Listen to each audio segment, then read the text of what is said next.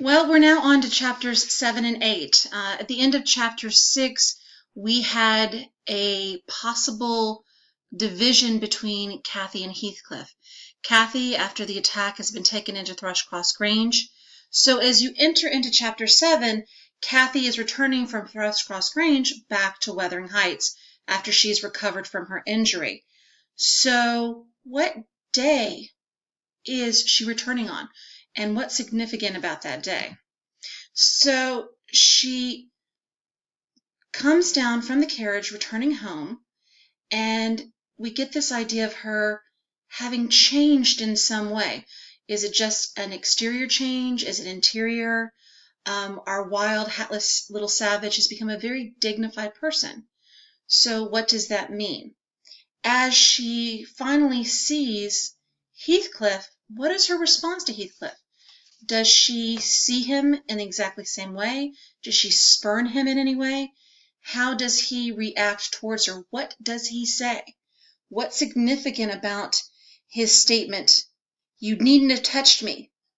I shall be as dirty as I please, and I like to be dirty, and I will be dirty"? Does he really like to be dirty? What has been made apparent to him?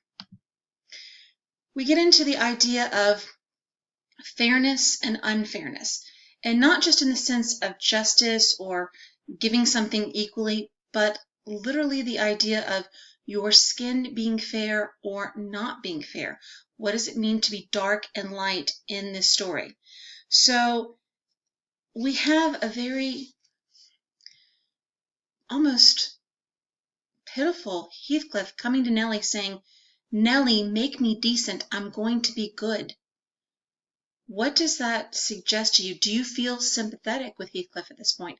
Have you already felt sympathetic to him? And we need to look and see if we do feel sympathy for him, will that change? What sympathetic words does Nellie give to Heathcliff? What does she say about the attributes that he does have? What is his reaction to her praising of certain attributes? And does he feel like this is enough to equal everything out? What does Nellie further do to suggest that he become a better person? What does he have to do? What values does it suggest that are seen as important in this romantic world for the setting? But this is a novel written in the Victorian period.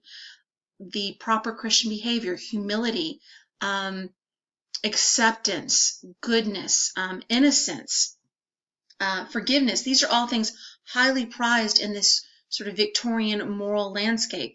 And yet this novel is set in the Romantic period of wildness and individualism and freedom, and the time period that spurs the French Revolution. So what tensions are at play here within Nellie and Heathcliff's exchange?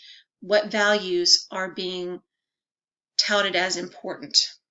So what else does Nellie say about who Heathcliff's possible parents can be, and why is that significant? How does that play into fairness or unfairness?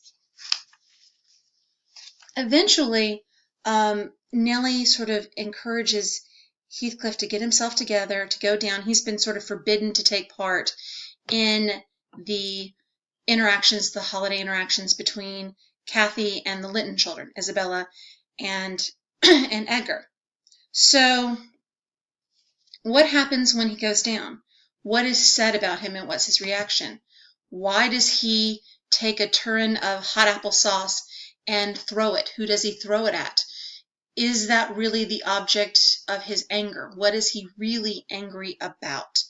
What's the significance of the fact that the turin holds hot applesauce? I mean, we've got an apple. Is anything being destroyed in Wuthering Heights? So pay attention to it and pay attention to the violence.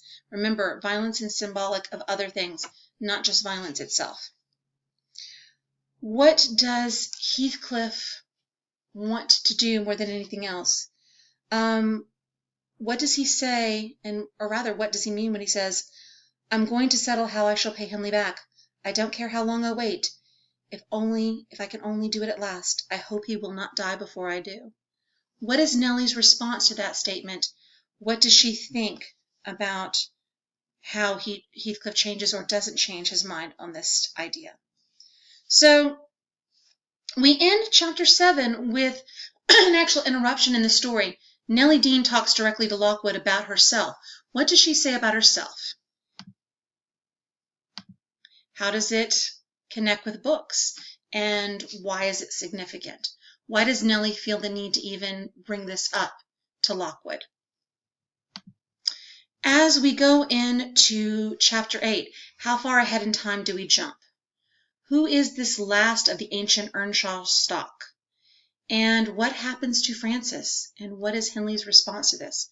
We have a lot of beginnings and endings that have been building since the attack at the end of chapter 6 on Catherine with the skulker dog at Thrushcross Grange. Because a new world is entering in, how is that having an effect on those people in Wuthering Heights? We have this whole interaction between Cathy and Heathcliff over an almanac and crosses and dots. What is the significance of Heathcliff pointing out his marks on the almanac? What contrast do we see between Heathcliff and Edgar?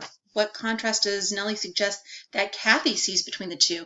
What does Nellie say that Cathy has actually said to Heathcliff, and what does she say to Edgar? How do these differ?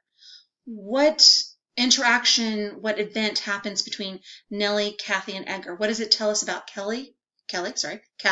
What does it maybe tell us about Nellie?